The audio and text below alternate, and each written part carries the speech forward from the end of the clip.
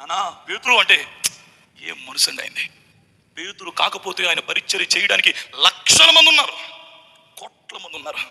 నన్ను కూడా పిలిస్తే బాగుండు అని సంవత్సరాల తరబడి ఎదురు చూస్తున్న మత్తియా లాంటి వారు కూడా ఉన్నారు.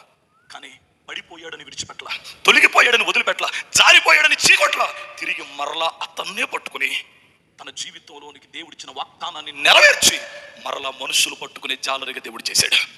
బిగ్గరగా యేసయ్యకు స్తోత్రం చూద్దామా. అన్న, నువ్వు పరిచర్య నుండి దూరం అయి ఉండొచ్చు, అక్క కొద్ది సహవాసం నుండి దూరం అయి ఉండొచ్చు, దేవుని ఉద్దేశం నుండి, దేవుని ఆలోచన నుండి, దేవుని వాక్యం నుండి, దైవ చిత్తము నుండి, ఆత్మీయ ప్రయాణం నుండి ఎక్కడన్నా వేరైపోయినా ఈ రాత్రి ప్రతి మారుతో ప్రభు నేను పిలుస్తున్నమాట. నిన్ను విడిచిపెట్టడానికి నేను పిలవలా, నిన్ను వదిలేయడానికి నేను పిలవలా, నిన్ను త్రోసేయడానికి నేను పిలవలా. ఒక్కసారి మరలా నా చిత్తంలోనికి నువ్వు రాగలిగితే, ఒక్కసారి నువ్వు చేతులు ఎత్తగలిగితే, ఒక్కసారి నువ్వు ప్రార్థించగలిగితే, ఒక్కసారి నన్ను పట్టుకో ప్రభు అని అడగగలిగితే, ఆ ప్రేమ స్వరూపి అయిన దేవుడు తిరిగి నిన్ను పట్టుకుని ఆయన చిత్తములో నిన్ను నిలబెట్టును గాక. ఆమేన్.